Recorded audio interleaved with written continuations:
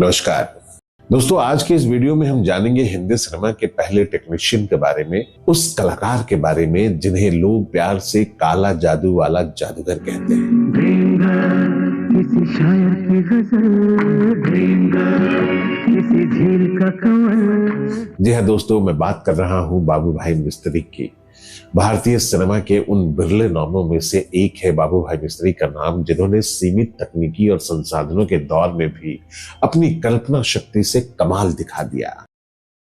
एक ऐसे युग में जब स्पेशल इफेक्ट्स शब्द जाना पहचाना नहीं था लोगों के लिए, उन्होंने काले कपड़े, धुंध और धागों की मदद से पर्दे पर जादुई दुनिया रच डाली। यही नहीं, उन्होंने हिंदी सिनेमा को दो ऐसे महान संगीतकार दिए।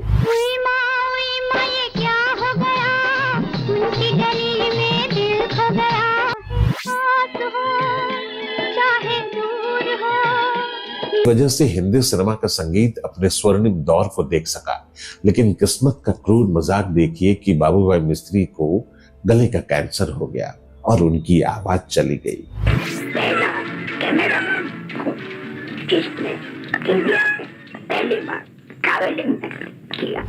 इसके बाद भी वो आर्टिफिशियल वॉइस बॉक्स के सहारे फिल्मों का निर्देशन करते रहे, लेकिन कभी हार नहीं माने। हम लोग जो फियरलेस नाडिया वगैरह के शॉट्स देखते थे, वो ट्रेन पे जंप करना, वो तो कैसे करते थे सर? बाबू भाई मिस्त्री ने सिर्फ फिल्मों में ही नहीं बल्कि टेलीविजन की दुनिया में भी शिव महापुराण जैसे धारावाहिक बनाकर अपनी क्रिएटिविटी का लोहा मनवाया। संतान ना होने और पत्नी के निधन के बाद वो बिल्कुल जीवन में अकेले पड़ गए और सन 2010 में इस महान कलाकार ने दुनिया को अलविदा कह दिया।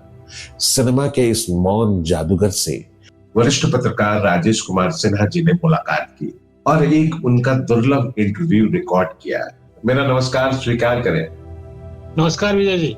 कैसे मुलाकात संभव हो पाई हिंदी सिनेमा के इस काले जादूगर बाबू भाई मिस्त्री साहब से? मैंने कहा था पहले भी आपको कि मैं उन चीजों पर काम कर रहा था जिन चीजों पर आमतौर पे फीचर कम लिखे जाते हैं। वो जमाना था जब हम लोगों ने एक दौर शुरू किया कि उन सारी बातों को सामने लाया जाए दर्शकों के, पाठकों के, जो सिनेमा का सिर्फ सामने वाला हिस्सा देखते हैं। सिनेमा के बैकग्राउंड में क्या हो रहा है, पीछे क्या हो रहा है, कि किसी भी अखबार का पाठक नहीं जानता है।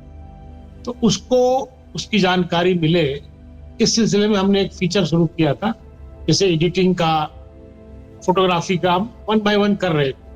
उसी में एक नाम आया बाबू भाई मिस्त्री।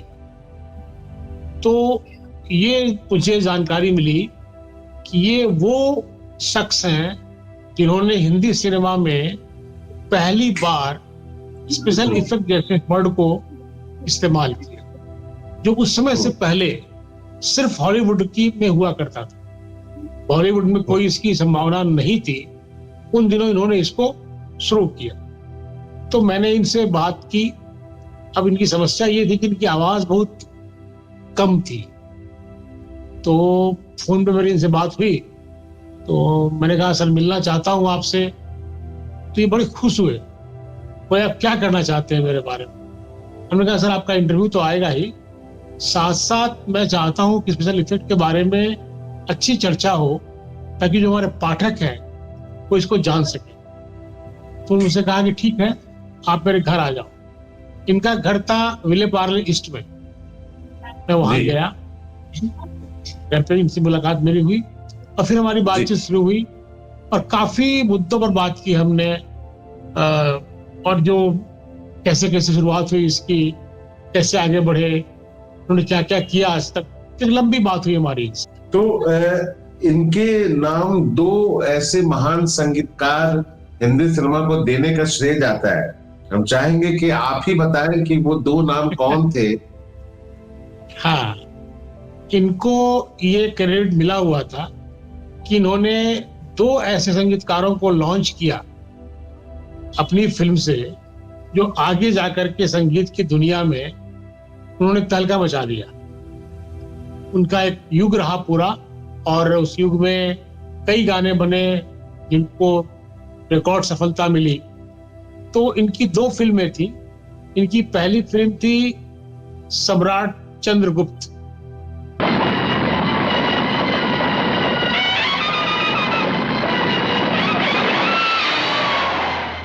उस समय इन्होंने लॉन्च किया कल्याण जी भाई, आनंद जी भाई को।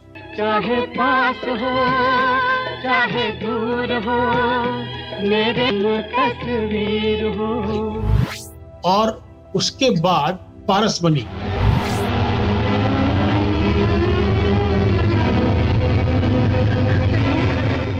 पारस बनी में इन्होंने लॉन्च किया लक्ष्मीकांत प्यारेलाल जी को।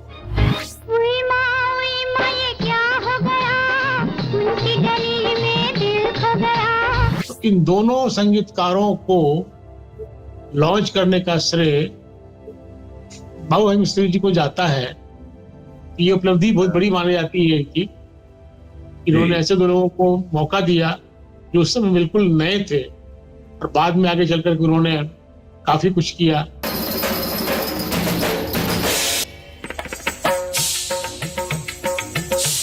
तो बने रहिए हमारे साथ आज के इस दिलचस्प वीडियो में। नमस्कार दोस्तों, मैं हूं विजय पांडे और आप देख रहे हैं golden moments with Vijay Pandey. Video में आगे बढ़ने से पहले आप हमारा चैनल सब्सक्राइब करना ना भूलें।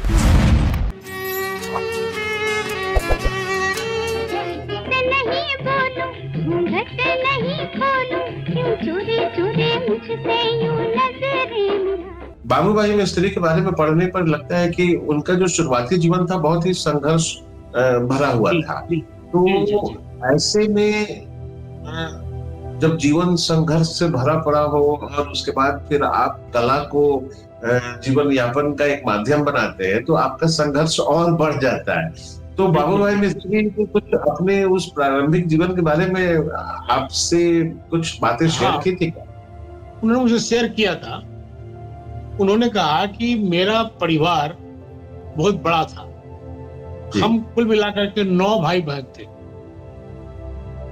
इनके पिताजी का जो घर था वो था सूरत में और एक छोटा सा कारोबार था इनका वहां पे। लेकिन इनके पिताजी की मृत्यु बहुत पहले हो गई। शायद उनकी उम्र उस समय 14-15 साल की रही होगी। उस समय इनके पिता का देहांत हो गया। चूंकि ये सबसे बड़े थे अपने भाई बहनों में, तो पूरे परिवार की जिम्मेदारी इनके ऊपर आ गई। तो उन्होंने बताया कि मैं वहां से सीधे मुंबई आ गया। मुंबई में मेरे चाचा नहीं मामा थे, मामा, उनके मामा घर पे आ गए। चूंकि परिवार में कोई अर्निंग मेंबर था नहीं तो खाने की स्थिति दयनीय हो गई थी, मतलब जीवन यापन मुश्किल था।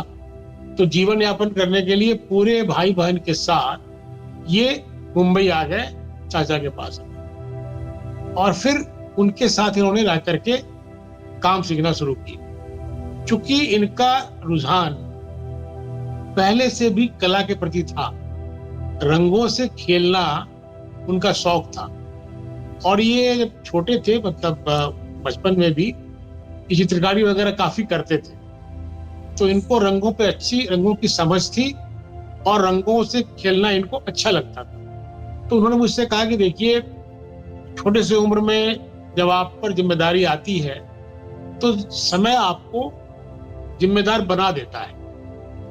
आपकी उम्र कुछ भी हो वो कम पड़ जाती है और जिम्मेदारी वाली बात आपके सामने होती है। जब मेरे ऊपर जिम्मेदारी परिवार की आई तो मैंने कहा कि अब क्या करूं मैं, पढ़ना संभव नहीं है मेरे लिए, मेरे पास चाहिए पैसा ताकि मैं आगे कुछ कर सकूं। तो सीधे मैं जो मेरे मामा थे उनके काम में ही सहयोग करने लगा। और वहीं काम करते करते मैंने बाकी चीजों को देखना, समझना, पढ़ना शुरू किया। क्योंकि वो फिल्मों से जुड़े हुए थे, फिल्मों में जाना आना होता था, उनके साथ में रहता था। साथ रहते रहते मैंने बहुत सारी चीजें सीख ली। मैंने ऑब्जर्व किया, देखा, समझा, घर आके प्रयोग किया और धीरे धीरे धीरे मैं उसको सीख लिया मैंने। तो जो कुछ मेरे पास आज है या था, वो सब कुछ मेरा सीखा हुआ है, मैंने कहीं पढ़ाई नहीं की इसकी।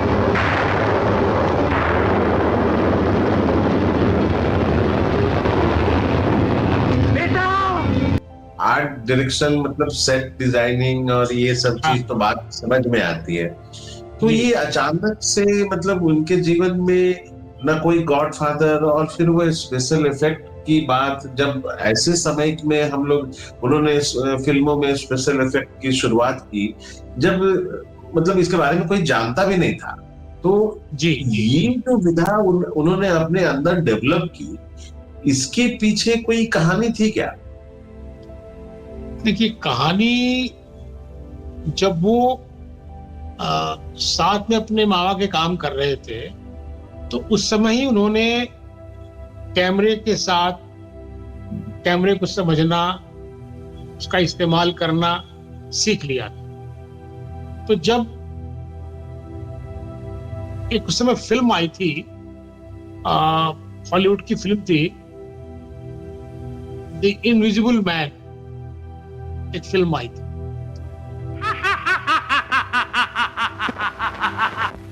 Look, he's all eaten away.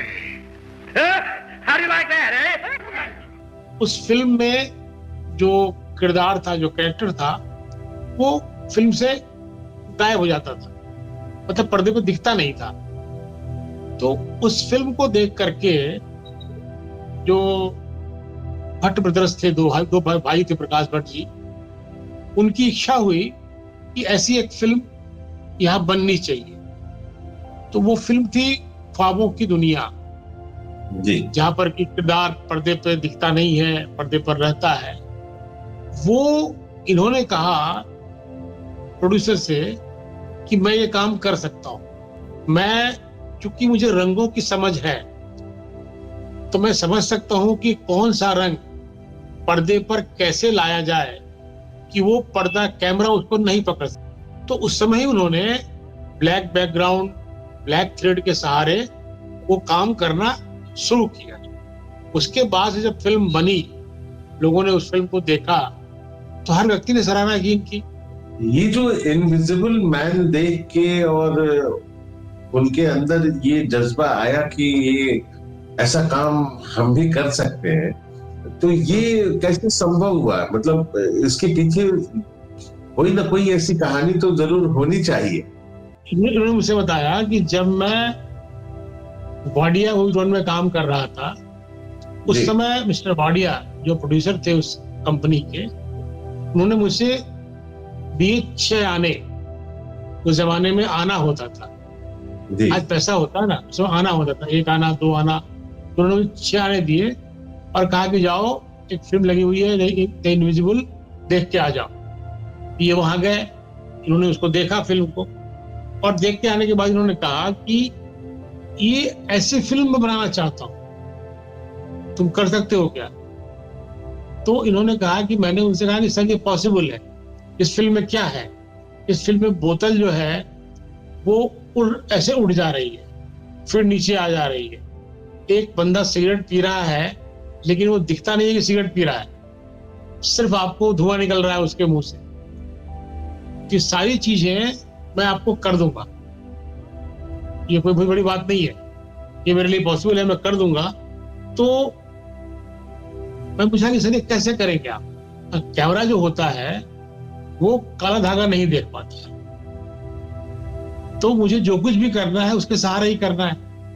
अब आपने काले धागे में बोतल को बांध दिया और उसको उठा लिया ऊपर में, तो लग रहा है कि ये उठ रही है बोतल, लेकिन कैसे उठ रही है? धागे में उठ रही है। धागे का कलर क्या है? ब्लैक। तो ब्लैक कलर कैमरा नहीं देखता है, ये प्रिंसिपल है। ये प्रिंसिपल के हिसाब से उसको आप इस्तेमाल कर रहे हो, और चूंकि मुझे समझ है कि ये क्यों नहीं देख रहा है, इसलिए मैं कर पा रहा हूं, मैंने करा दिया इसको। भाई ये कैसे संभव हो गया?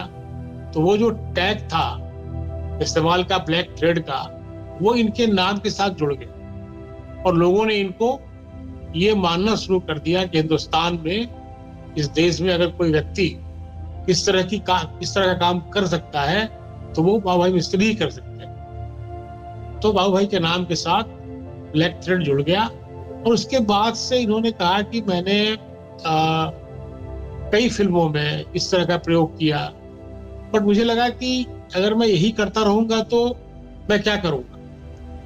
तो उन्होंने कहा कि मैं फिर निर्देशन की ओर मुझे मेरा रुझान हुआ और मैं धीरे धीरे उस क्षेत्र में पहले असिस्ट करता रहा, बाद में मुझे मौका मिला।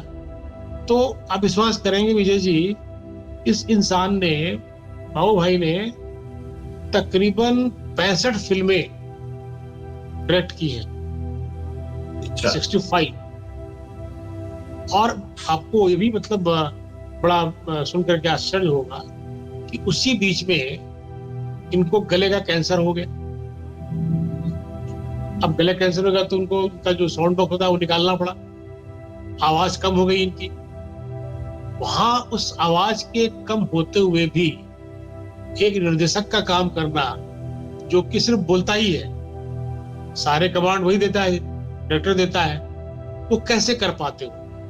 साउंड बॉक्स से भी जो आवाज उनके गले से आ रही थी, बड़ी उसकी वॉल्यूम कम थी, क्योंकि मैं साक्षी हूँ उनकी आवाज का। जो मुझसे बात कर रहे थे तो मुझे उनकी बातों को बड़े सुनना पड़ा था, बड़े गौर से। या मुझे रिपीट करिए, मैं सुन नहीं पाया आपने क्या कहा है। तो ये स्थिति तो वहां भी रहती होगी जब ये फिल्म करते होंगे, तो कैसे करते होंगे, जस्ट इमेजिन। और आज कट्टर हिंदी में क्रोमा हो गया कि 65 फिल्मों का, मान लीजिए 30 फिल्में पहले कर चुके होंगे, उस दौर के बाद की जो फिल्में रही होंगी वो कैसे कर पाते हो। कितना कष्ट होता होगा इनको बोलने में। और आदमी का वो कहते हैं ना, उसका जीवट होना, उसके जिजीवसा वर्ड है हिंदी में, कि आदमी कितना जुझारू था कि इन तमाम कठिनाइयों के बावजूद उन्होंने अपने नाम के आगे 65 फिल्म्स लिखवा ली। नहीं, तो सच में अगर आप ये उनसे, जी, जब मैं उनसे मिला तो उनको देख करके मुझे एहसास नहीं हुआ कि मेरे सामने बैठा ये शख्स की जो शख्सियत है वो कितनी बड़ी है। बिल्कुल सामान्य व्यक्ति की तरह दिख रहे थे वो, वैसे ही बात कर रहे थे, लेकिन जब उनके बारे में आपने पढ़ा या देखा तो जाना आपने कि उन्होंने क्या क्या किया है। ट्रिक फोटोग्राफी कहें या स्पेशल इफेक्ट कहें, लेकिन इन दोनों में अंतर तो है, क्योंकि ट्रिक फोटोग्राफी जो है वो अपने आप में एक ऐसा ट्रिक है कि मतलब आप जस्ट एक नजरों का आप धोखा कर सकते हैं, चाहे जैसे स्टॉप ब्लॉक में आउट हो जाना, ये आप जैसे पहले की फिल्मों में अंतर्ध्यान हो जाना, प्रकट हो जाना, ये एक मतलब इसको ट्रिक फोटोग्राफी कहा जा सकता है। लेकिन स्पेशल इफेक्ट ये तो अपने आप में उस दौर में, मतलब जहां पे इनका कोई हेल्प करने वाला भी नहीं होगा, नहीं था, मतलब ये वन मैन शो होंगे। यस, वन मैन शो था। और आप देखिए ना, आज की अगर आप बात करेंगे विजय जी, तो आज तो सारा काम आपका कंप्यूटर कर देगा। जी बिल्कुल, कुछ हो जाएगा। पहले कहाँ कुछ था। तो उस जमाने में ये हर चीजों को बड़े ही माइन्यूटली ऑब्जर्व करके उसका इस्तेमाल करते होंगे। और इनसे मैंने और बात की थी कि सर, ये जो लोग कहते हैं कि कैमरा कर लेता है, तो उन्होंने कहा कि देखो कैमरा तो कर लेता है, नो डाउट, बट कैमरा को कराना पड़ता है।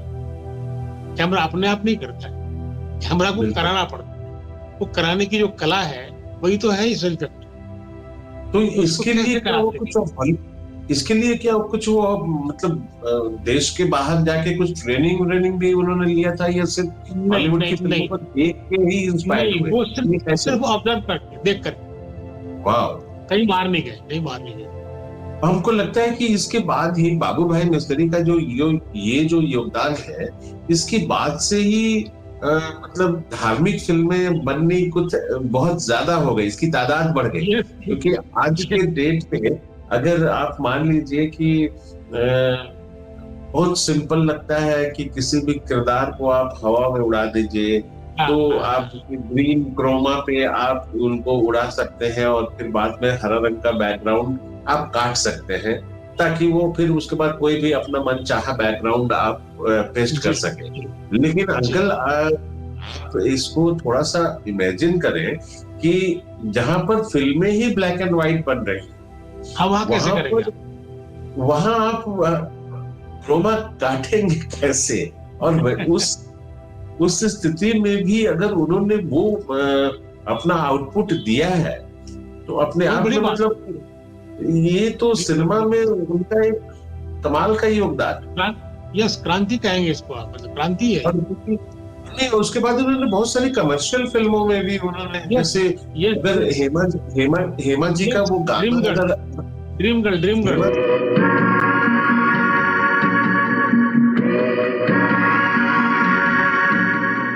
जैसा कि आपने बताया कि वो जो बोल रहे हैं उस समय उनको गले का कैंसर हो चुका था, उनकी बातें समझने में आपको बहुत ज्यादा टाइम लग रहा था, फिर से उन्हें बोलना पड़ रहा था। मैं भी उनका एक इंटरव्यू भी देख रहा था, मतलब मुझे 2-3 बार उनका सुनना पड़ा वो इंटरव्यू कि ये कह क्या रहे हैं, क्योंकि बड़ी आवाज स्लो थी, काफी स्लो आवाज थी।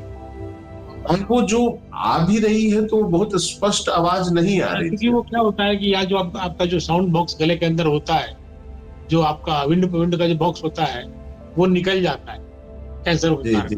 क्या होता है कि आप जो लगाते हैं इंस्ट्रूमेंट लगाते हैं वो वहां भी आपको उसका रियाज करना पड़ता है, वो ऐसे काम नहीं करता है। फिल्मों में तो उनका अपना योगदान है, टीवी की दुनिया में भी उनका मतलब बहुत ज्यादा योगदान है। कुछ प्रकाश डालेंगे आप उनके टीवी की दुनिया में? देखिए ना, उनके वो एक सीरियल था महाशिव पुराण, रामायण में और महाभारत में भी उनका हेल्प लिया गया, और जो सीरियल था महाशिव पुराण वहां तो पूरा का पूरा उन्होंने किया था उसको। तो उन्होंने कहा कि इस तरह के सीरियल में जो पब्लिक को दिखता है, जो सामने जिसको देख करके आपको खुशी होती है या आप मतलब आप कहते रहे ऐसा कैसे हो गया, वो वही तो उसकी खासियत है। धार्मिक फिल्मों में वो चक्र का चलना, गर्दन का कट जाना, हनुमान जी का उड़ जाना फिर नीचे आना, ये तो कमाल होता रहता है, उसकी हम तारीफ करते हैं, पर वो करता कौन है? वो करने वाला कोई तो होता होगा। तो वो करने वाले शख्स है बाबू भाई मिस्त्री। तो उन्होंने मुझसे बताया कि जब मैं डायरेक्शन में आया तो मुझे ये पूरा विश्वास था कि जिन चीजों को मैं सीख कर आया हूँ, जिस रास्ते चल के मैं आया हूँ, मैं अपना काम अच्छी तरह से कर पाऊंगा। मेरी प्रॉब्लम सिर्फ मेरी आवाज है। अगर मैं उस आवाज को मेकअप कर लूं या उस आवाज का मैं कोई सब्स्टिट्यूट ढूंढ लूं या उसको माइनस कर लूं, तो मेरे अंदर वो तमाम चीजें हैं जो मुझे एक अच्छा डायरेक्टर बना सकती है। उन्होंने बताया कि उस समय एक प्रोडक्शन कंपनी थी वाडिया मूवी टोन, मतलब उनका फोटे ही था धार्मिक फिल्म। तो बोले कि उनसे काफी जुड़ा, मैं काफी काम किया मैंने उनके लिए। तो पूरे धीरे धीरे खबर फैलती चली गई कि अगर किसी को ऐसा कुछ चाहिए तो ये कर सकते हैं। तो उनसे मैंने पूछा था, एक सवाल मेरा था उनसे कि फिल्में सफल होती हैं, कई बार लोग कहते हैं ब्लॉकबस्टर फिल्म है, उसमें इसका क्या रोल होता है? ये जो आप कह रहे हैं स्पेशल इफेक्ट, इसका क्या रोल होता है? तो उनका जवाब बड़ा मुझे सटीक लगा। उन्होंने कहा कि एक फिल्म आई थी अनिल कपूर की, मिस्टर इंडिया जी। मिस्टर इंडिया से अगर आप उनके गायब होने को माइनस कर दो तो उस फिल्म में क्या है? कुछ भी नहीं, नॉर्मल सी कहानी है। तो बोले कि जो फिल्म से वो आपका हीरो गायब होता है, गायब होके आता है, उसकी जो उत्सुकता दर्शकों में रहती है वो किससे हो रहा है, वो कौन कर रहा है? स्पेशल इफेक्ट वही करवा रहा है, उसको आप जो नाम दे दीजिए, कर वही रहा है। तो फिल्मों की सफलता में इसका योगदान है, इसको आपको मानना पड़ेगा। आप नहीं मानेंगे, ऐसा कोई तर्क आपके पास नहीं। तो स्पेशल इफेक्ट फिल्मों को सफल करा सकता है और ये आपके सामने दिख रहा है कैसा हुआ है। एक मुहावरा गलत साबित होता हुआ दिखता है, और वो मुहावरा था कि अकेला चना भाड़ नहीं फोड़ सकता है, लेकिन यहाँ तो इन चने ने तो पूरा भाड़ ही फोड़ दिया। वो फोड़ दिया। तो बिल्कुल सही मतलब कहा आपने, आप बिल्कुल सही कह रहे हैं, आप एग्री।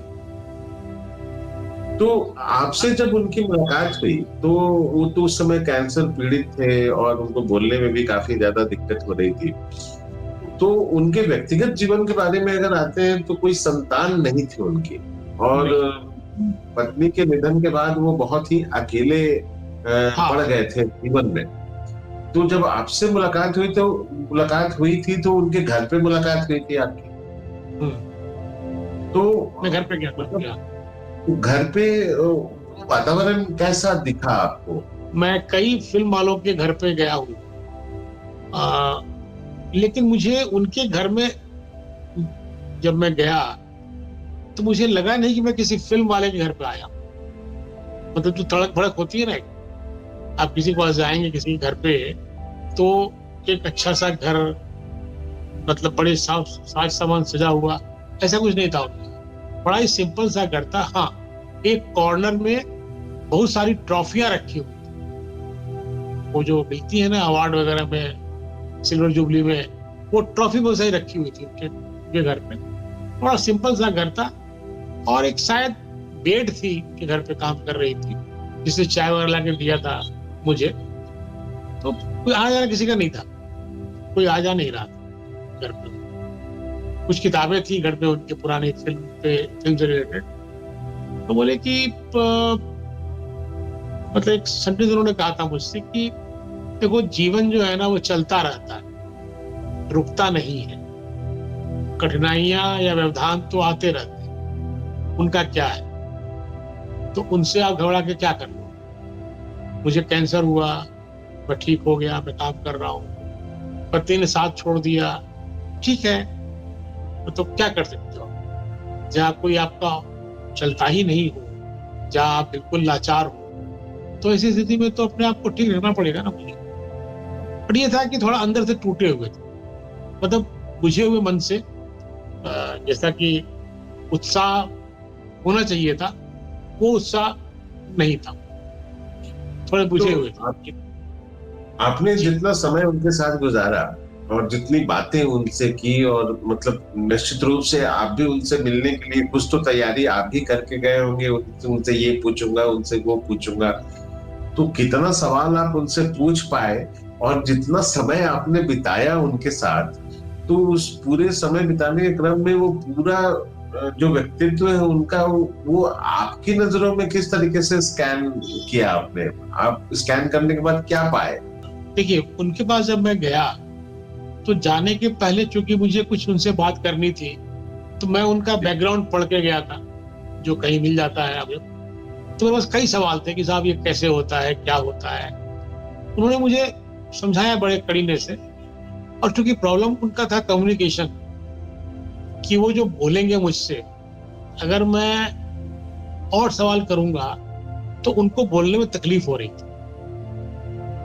तो मैंने थोड़ा सा अपना मतलब वो जितनी बातें मुझे चाहिए थी उनसे, वो उतनी मैंने उनसे पूछ ली। लेकिन जो मेरे मन में और सवाल थे जो मैं उनसे करना चाह रहा था, तो थोड़ा मैंने अपने सवाल को छोड़ दिया, क्योंकि उनको बोलने में थोड़ी परेशानी हो रही थी, और मैं समझने में मुझे परेशानी हो रही थी।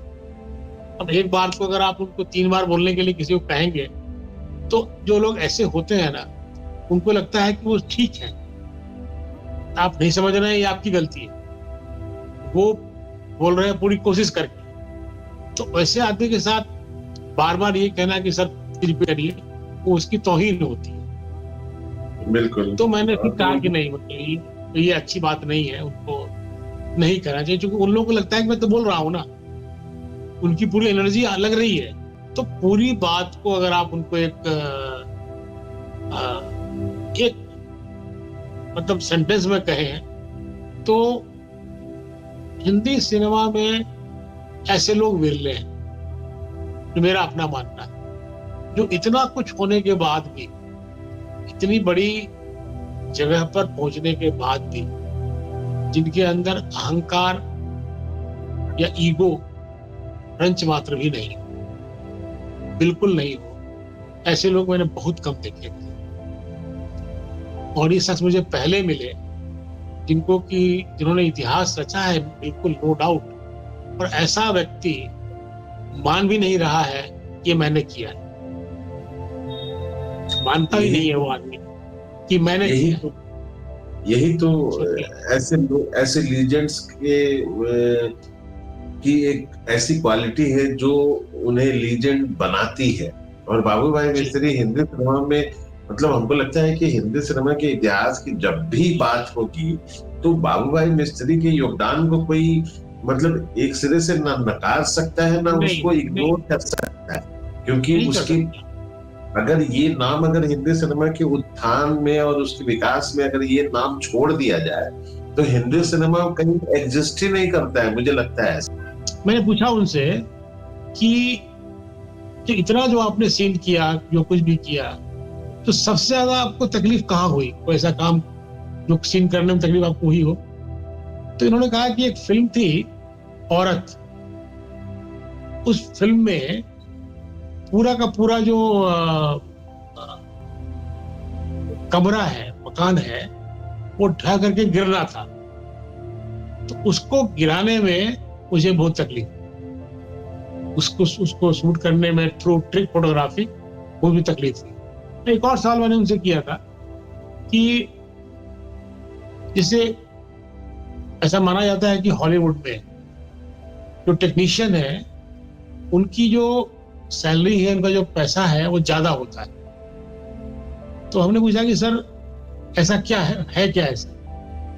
तो कहा बिल्कुल है, हमारे यहाँ जो टेक्नीशियन है वो लो पेड है, तो और बाहर में लोग वो सेम काम करने वाले जो लोग हैं उनको पैसा ज्यादा मिलता है।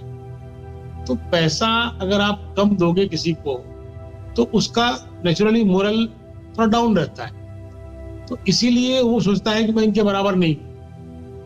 जबकि हॉलीवुड में जो टेक्नीशियन है उसका दर्जा भी स्टार के बराबर ही होता है। जो चेहरा सामने दिखा ज्यादा पे करते हैं उसको, जो नहीं दिख रहा है उसको कम पे करते हैं। तो आप उसको डाउन पहले ही कर देते हो मोरली टेक्नीशियन को कि तुमको मिलता क्या है, तुम छोटे आदमी। ऐसा नहीं है, टेक्नीशियन अगर नहीं हो तो हीरो या हीरोइन भी काम नहीं कर पाए। आर्थिक खाई जो है कलाकारों, मतलब सिनेमा के पर्दे पर जो दिखने वाले कलाकार हैं और सिनेमा के पर्दे के पीछे जो कलाकार हैं, इन लोगों के बीच में मतलब जो आर्थिक खाई है वो बहुत पहले से चली आ रही है। हाँ, यही लगा सुन करके मुझे कि आपने उनके साथ ऐसा समय बिताया है और बहुत सी सवाल उनसे किए हैं, तो एक दुर्लभ इंटरव्यू भी आपके नाम वो रसीद होता है, और ये एक दुर्लभ काम आपने किया है उनसे मिलकर। धन्यवाद। तो दोस्तों, ये थे वरिष्ठ पत्रकार राजेश कुमार सिन्हा जी, जिन्होंने बाबू भाई मिस्त्री का इंटरव्यू रिकॉर्ड किया था और उसी इंटरव्यू के आधार पर आज का ये वीडियो था। हमारा ये वीडियो आपको कैसा लगा हमें कमेंट बॉक्स में जरूर बताइएगा। अगर आप इसी वीडियो के माध्यम से हमारे चैनल से जुड़े हैं तो आप इस चैनल को सब्सक्राइब करना ना भूलें और आप इसे ज्वाइन करके इस चैनल को सहयोग भी कर सकते हैं। अगर आप इसी वीडियो के माध्यम से हमारे चैनल से जुड़े हैं तो हमारे चैनल को सब्सक्राइब करना ना भूलें। आप अपनी राय या फरमाइशें हमें ईमेल भी कर सकते हैं। हमारा ईमेल आईडी है goldenmomentswithvijaypandey@gmail.com। अब अपने इस दोस्त और होस्ट विजय पांडे को दीजिए विदा। अगले वीडियो में हम फिर हाजिर होंगे ऐसे ही किसी नायाब फनकार के नायाब किस्से को लेकर। तब तक के लिए नमस्कार, धन्यवाद, शुक्रिया।